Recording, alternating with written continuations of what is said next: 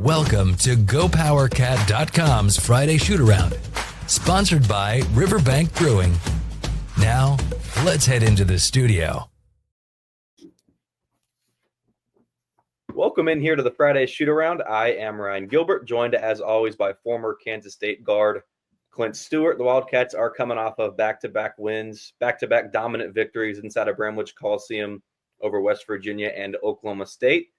It's been a while since we've seen a winning streak for this team. Early December was the last time K-State won 2 in a row, but here we are. It took a long time, but this team is finally starting to find wins. And Clint, during that losing streak, we were finding positives. You could tell that this team was making strides, but here you're finding wins.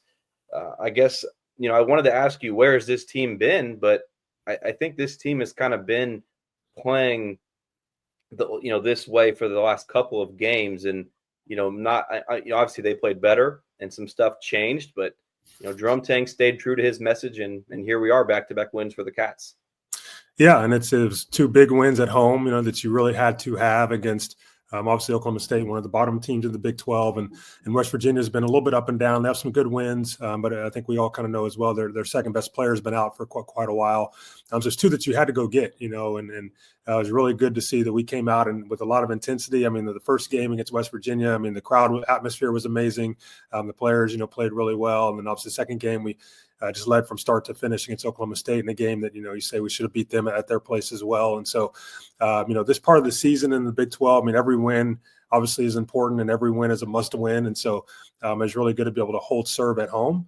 But we've got some tough games coming ahead, and so hopefully we can do some of the things we've been doing well the last few games. And, really look at it. It's been couple of games been the last 5 minutes. It's like, man, we've been right there in just the last 5 minutes, can't figure out a way to score.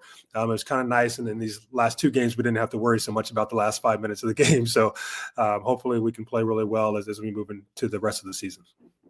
Yeah, last 5 minutes obviously were great. I think the full 40 minutes really from start to finish were great, but you don't get that dominant performance unless you come out of the locker room with good energy and you kind of throw that first punch. K-State in back-to-back games was up by double digits before that first media timeout. How important was it for this team to get off on the right foot? And, really they never looked back after they took those early leads in both of these games. Yeah, when you get out fast and the guys come out with all the energy and then you get out to a quick start, it just makes the game so much easier, right? You're not playing catch up. And in the Big 12, it's so tough to win every single game, and especially for teams on the road. So when you're at home and you can start fast, they almost have to play, twice as hard to even just get back in the game, and then really have things fall their way. So it was good to see our guys be able to make some shots early, come out with a lot of intensity from the very beginning. Multiple guys have played really, really well over the last 2 games. And so you love to see that because it's not just like, one guy's playing well. Multiple guys have stepped up into certain roles and tried to fulfill those roles. We're sharing the ball tremendously on the offensive end.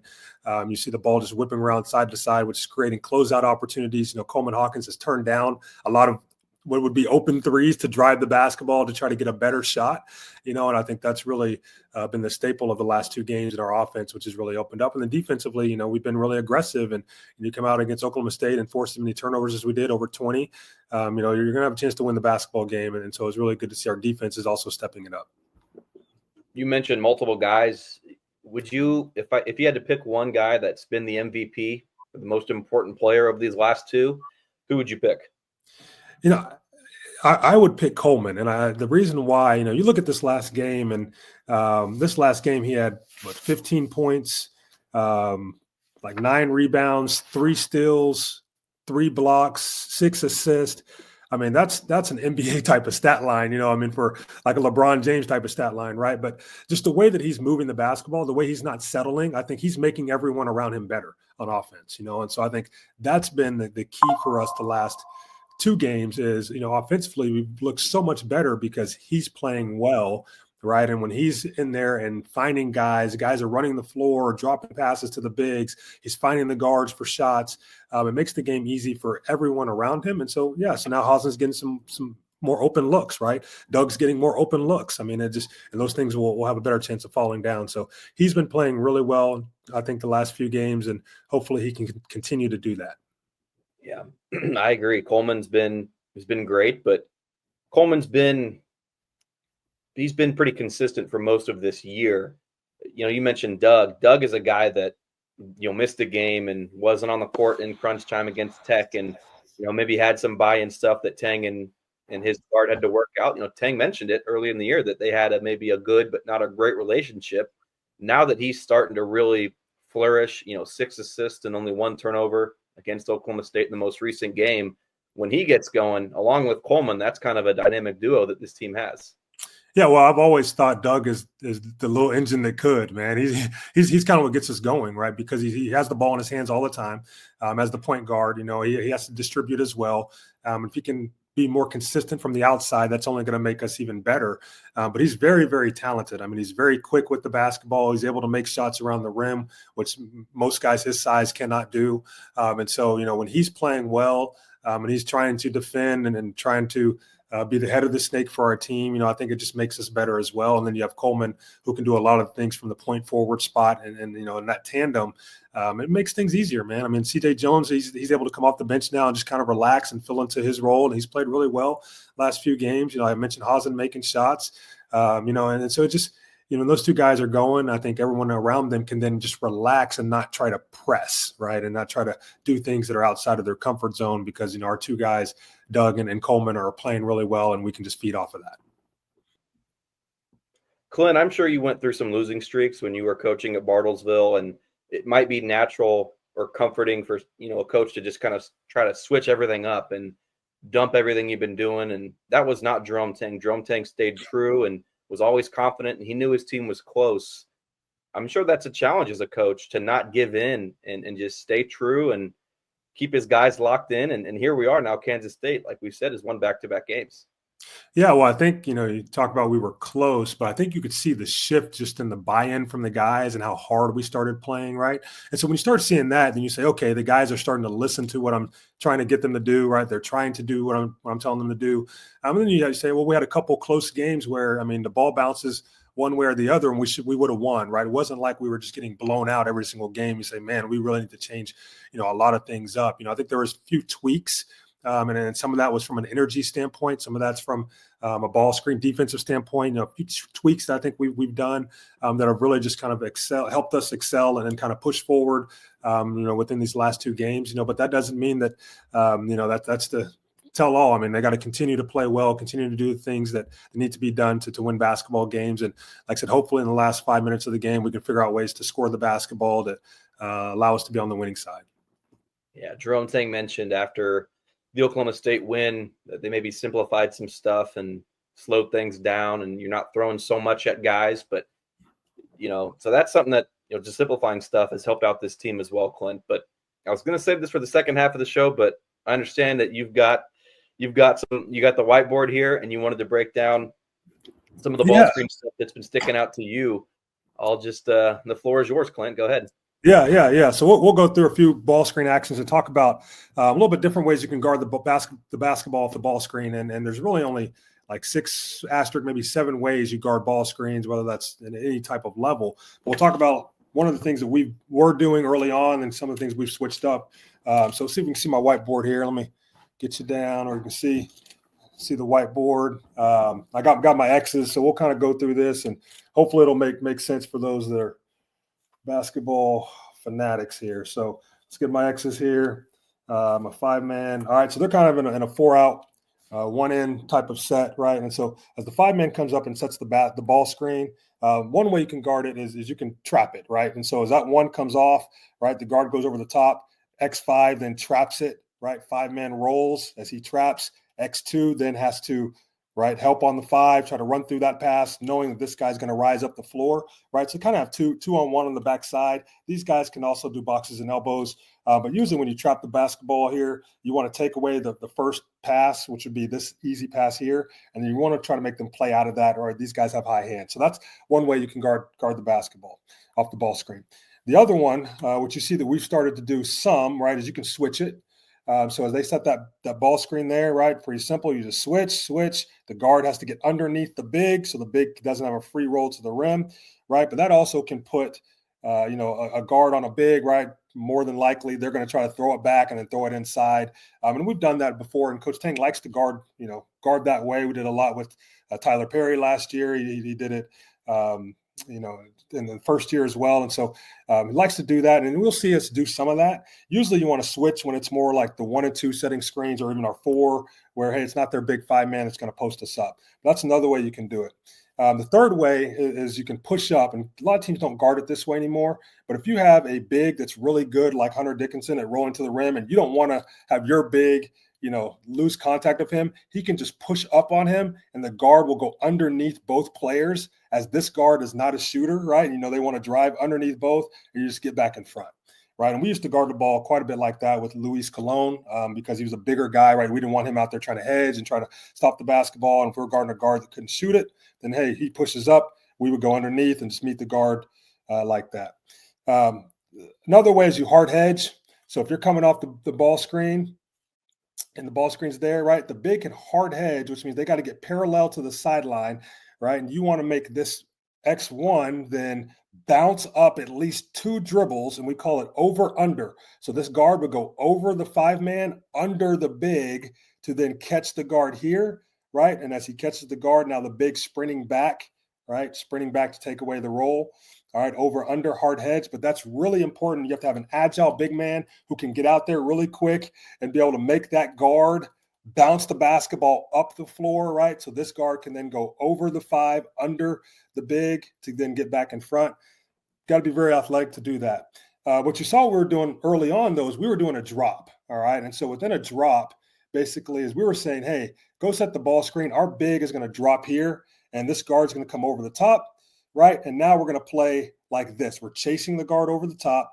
This big's dropping kind of to the rim. Their 5-man was rolling. We weren't helping at all. We were sticking to our guys and trying to make them kind of play a 2-on-2.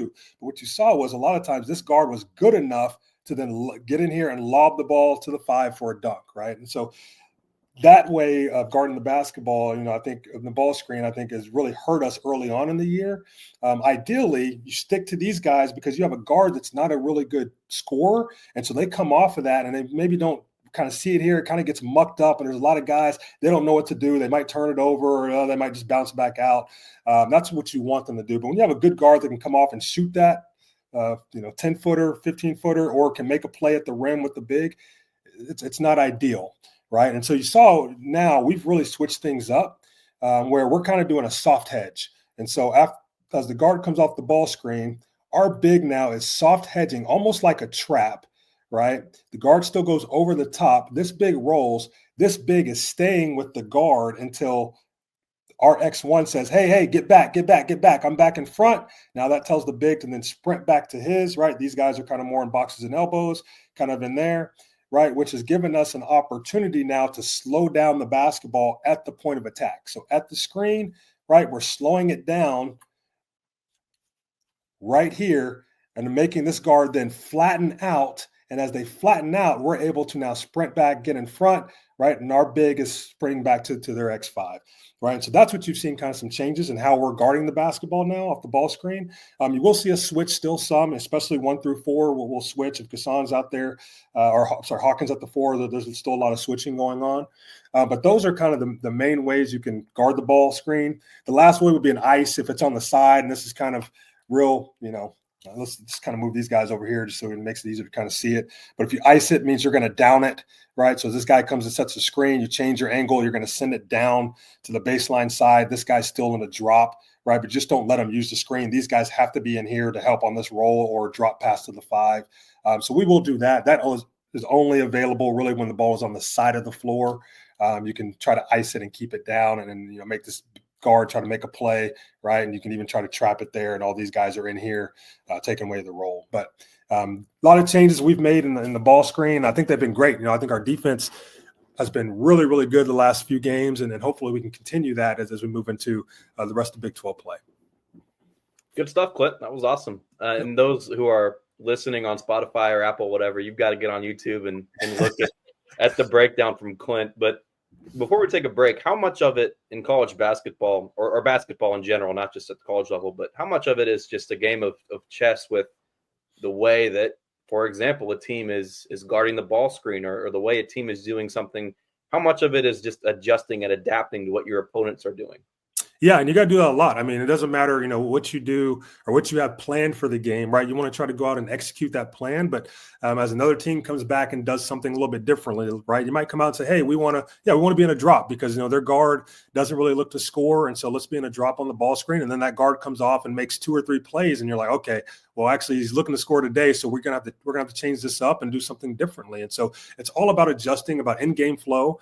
That's what the coaches are doing, right? They're taking notes as things are happening on both sides of the floor, how the team is guarding us, right? And then what they're doing offensively, they can hopefully help us be in the best position to win, in the end. So, you can have the perfect plan, and what's the Mike Tyson quote? Everyone has a plan till they get hit in the face or something like that, once they hit you in the face, you might have to change that plan up and switch it up to something a little bit different. And, hopefully that's what our guys and coaches are doing. K-State proved it can win at home, back-to-back victories inside of the Octagon of Doom. Now it's time to prove it can win on the road. It's a long road losing streak dating back to early last year. So Kansas State can do all at once here at home. We'll talk about these 2 games on the road at Iowa State, at Arizona State after a quick break here on the Friday Shoot-Around. It's time to take a break for our sponsors. We'll be back with more from GoPowerCat.com. Nestled in the heart of beautiful and historic Council Grove, Kansas, Riverbank Brewing is the perfect place to stop before or after the game. Riverbank Brewing, located in downtown Council Grove. Now let's head back to the show for more K-State sports coverage from GoPowerCat.com.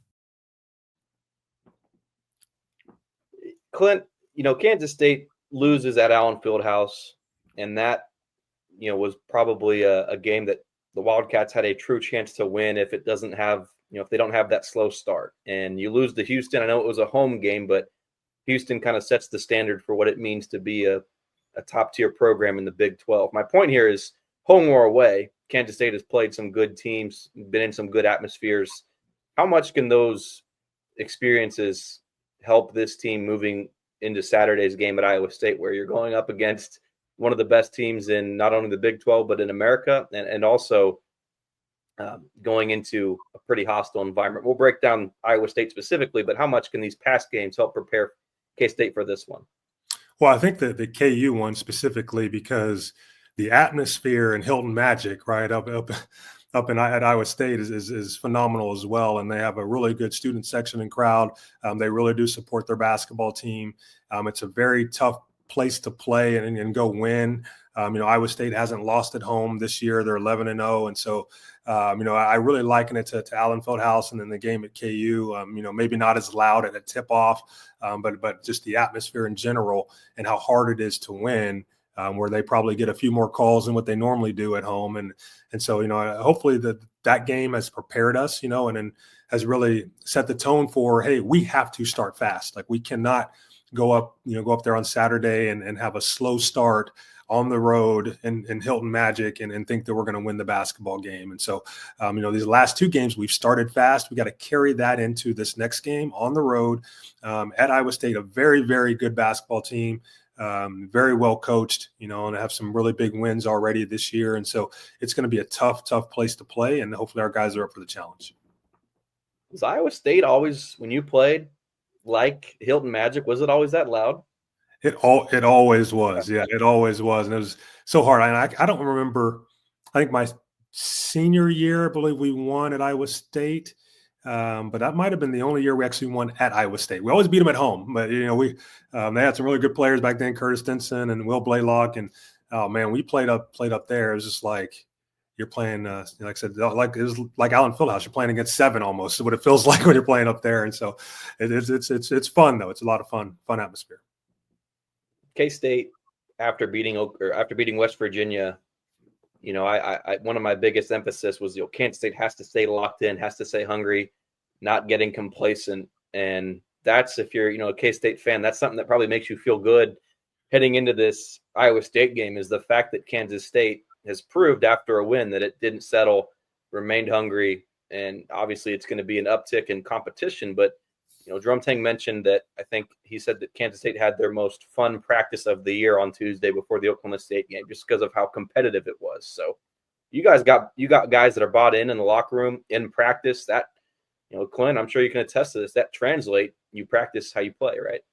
That's exactly right. And when guys are all locked in and like I said, filling their roles and understanding what they need to do to go win, it makes a big difference. And you look at our previous 3 losses before these last 2 wins, at Texas Tech, Baylor, and KU, like as you mentioned, I mean, we were right there. So you could see that guys were starting to figure things out as far as, how Coach Tang wants them to play, what we need to do offensively and sharing the basketball to get the best shot, defensively, what we need to do to put us in the best position to win. And so I think you're seeing guys doing that. Obviously, I'm not in practice, but I'm sure they're doing that in practice, and then that's carrying over to the game. And then hopefully we can ride the wave that we have to go into Iowa State and be able to do those same things that we need to go do to go win. Real quick here, before we kind of break into Iowa State, I had this marked down. Moby, we didn't get them in the first half. He had 8 points, 3 dunks. He was kind of all over the place, and it seemed like the game maybe slowed down just a little bit for Moby. How important can that Oklahoma State game be for maybe his confidence, and how important can this Iowa State game be? He didn't play at Allen Fieldhouse. Other than that, though, he's kind of been in that 10 minutes a game rotation for the last number of games. And so Moby's confidence right now has probably got to be pretty high. Yeah, well, I think it is big for his confidence, as you mentioned. I mean, just being able to get out there, he's probably the most athletic player on the floor whenever he's out there. I mean, no matter who we're playing or he's so athletic and can obviously play above the rim. A little bit undersized for a big, but he plays really hard, plays really well. He's kind of scrappy, kind of everywhere. You can definitely tell he's trying to do the right things when he's on the floor. Plays with a lot of energy, and so I think it's just big for him. And then hopefully he'll continue to get more minutes down the stretch and spots. And as you see, I mean, Coleman Hawkins looks for him when he's down there, right? And you have a guy that can catch lobs and finish at the rim. It makes it fun to play with guys like that. And as from a guard perspective, you love playing with bigs that can do that, because all you got to know is, hey, all I got to do is get it up somewhere close to the rim and they'll go get it, right? And so he's playing really well, and hopefully he can continue to do that. Iowa State, widely regarded as one of the best teams in this game. Why is that? Yeah, so man, they play really well, and they got a lot of guys back. They really coached really well. They're top 20 in scoring. Top 20 in forcing turnovers, which is really big. So they guard, they defend really hard. They average about 16 or force about 16 turnovers a game.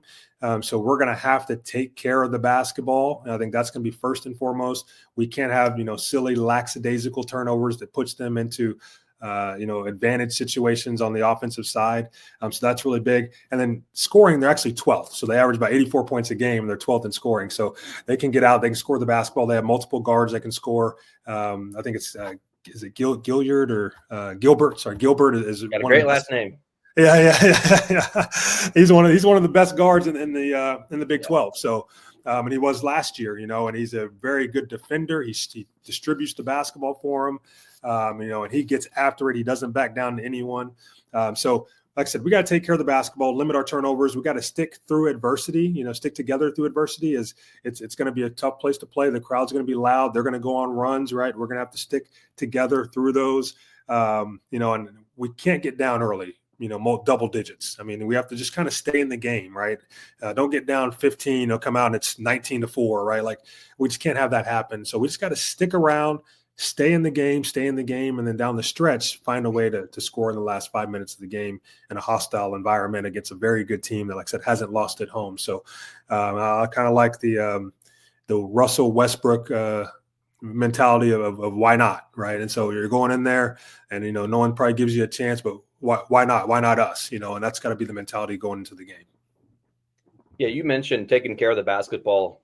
I do a written piece up on Go Power Cat after every loss for our VIP, or after every game, for our VIPs. And, I do what I did and didn't like. And the one thing I put for didn't like was K-State did have 14 turnovers. Now, that didn't matter one bit in a blowout win. But in a game like, Iowa State coming up on Saturday, those mistakes are going to add up. And you've got to execute. You've got to hit your open shots. You've got to do all the little things. But if you give away the basketball, it's going to be tough to win.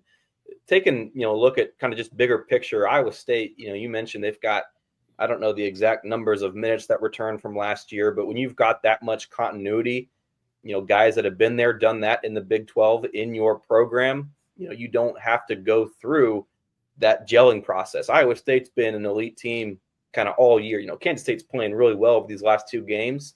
Hasn't been the case all year, whereas Iowa State's been a top-tier program for pretty much this entire season. Yeah, and I kind of liken them to Houston. I mean, they got a lot of guys back that have played together, so they have a lot of continuity, camaraderie, and the guys kind of know how to play with one another. They know what to expect from the head coach, and so that's what makes them so tough. I mean, they got a lot of older guys with experience, and they have one thing set on their mind, and that is to win the Big 12. I mean, that's what is set on their mind: win the Big 12 and make a deep run into the NCAA tournament. And I think they have all the pieces to do those things. So it's going to make it tough for us, to go in there and obviously get the win. And so we're going to have to do everything right. And you mentioned turnovers. There's a couple different types, right? I mean, you have your aggressive turnovers where you're trying to make a play, and maybe you're trying to get downhill and you're getting to the rim, and maybe you're trying to throw the lob to Moby or something, and the ball goes out of bounds, but you're being aggressive, right? And those are the turnovers as coaches you can live with. Like, hey, my guys, he had a mindset. I saw what he was trying to do. That makes sense. The ball went out of bounds. Okay, cool. We can get our defense set. But what we can't have is just the lackadaisical ones where, we just kind of come down, just kind of throw the ball, and they're in the passing lane, and they're going to be in the passing lane, and they, tip in and get the steal and go down and get an easy layup or dunk that gets their crowd going. I mean, those are the ones we just cannot have. We can't put them in advantage or opportune situations where, they're so good already offensively. If we just give them free points, then they're going to score in the 90s, right? And so we got to do a really good job of taking care of the ball against them, and then we got to score it as well. I want to talk some bigger picture stuff before we wrap up, but real quick, Arizona State is the next game on the docket after Iowa State. I know the sole focus is on the Cyclones right now, but what sticks out in your early impressions of Arizona State? Yeah, Arizona State is a team that we should go on the road and win. They're definitely beatable. And of course, nothing in the Big 12 is ever guaranteed. Every team is in the Big 12 for a reason. Every team is good for a reason. There are obviously lesser teams than others, but Arizona State, they have 3 wins in the Big 12. 2 of them are against Colorado, who's the last place team in the Big 12. The other one is against West Virginia, who obviously we just beat at home as well. And so, I think it's a game that if we come out with the right energy and focus and intensity, we should have a chance of going in there and walking away with the win. They do have one of the best shot blockers in the nation, Jaden Quaintance, who averages 3 or 4 blocks a game. And so got to, make sure that we challenge him at the rim, try to go through his body. Don't try to avoid the contact because he will block it. He has 57 blocks on the year. I think it's second, tied for second in the nation. So that just tells you right there, he protects the rim, right? And so we're going to have to do a good job when we do get in there and in the paint of going through his chest, try to get him in foul trouble. We got to be active defensively, and then just hang around. Like, so I think we can hang around, score in the end. That also means on the road, fast start. It's the same thing we kind of needed Iowa State with the fast start. Then we should have a chance of going in there and walking away with the win. Yeah, if Kansas State wants to turn this season around, you've got to beat Arizona State on the road. You've got to win those winnable games away from home. It would be awesome for K-State to pick up that win in Ames, but I don't know if anyone's necessarily expecting that. But if Kansas State wants to continue to chip away at this uphill battle, a win out of Arizona is just required. And well, I don't know how to wrap this up, Clint. I don't know how to necessarily phrase this, but Kansas State does have a very steep, climb to even get back into, bubble talk, right? You got maybe 1 or 2, maybe 3 losses from here till the end of the year to really be involved or to be in that conversation late. So, again, I don't know how to ask you this, but how does the team kind of stay locked in when, if you look at the bigger picture, it's very tough, but they can do it. Don't get me wrong, but it's very tough to turn things around when you look at the way that the resume kind of sits right now. Yeah, and that's where, and I know Coach Tang is more than likely preaching this to the guys as well, right? That's where you got to stay in a silo, and you got to say, you know what, let's not even look outside of this silo. And what's in this silo right now is Iowa State, right? And we have to focus on Iowa State. We can't, we're in a position now where, Iowa State's a little bit different. And of course, the coaches are going to still say, hey, yeah, we're going to focus on Kansas State. But, they're in a different position where they're going to be the top of the Big 12. They're going to make the NCAA tournament. I mean, they've already done enough to do that, right? And so their bigger picture is, hey, can we win the Big 12? Hey, can we get a 1, 2, or 3 seed for the NCAA tournament and then make a deep run, right? But for us, it really has to be one game at a time, and we just have to focus on that and playing to the best of our ability, one game at a time, and then let the chips fall where they may in the end, but we really can't get outside of that because we haven't played. As you mentioned, our resume is not stacked up well enough to start kind of looking at, okay, well, yeah, can we get a good seed for the NCAA tournament or things of that nature? It's just going to be, can we go and compete and give ourselves a chance to win up in Ames?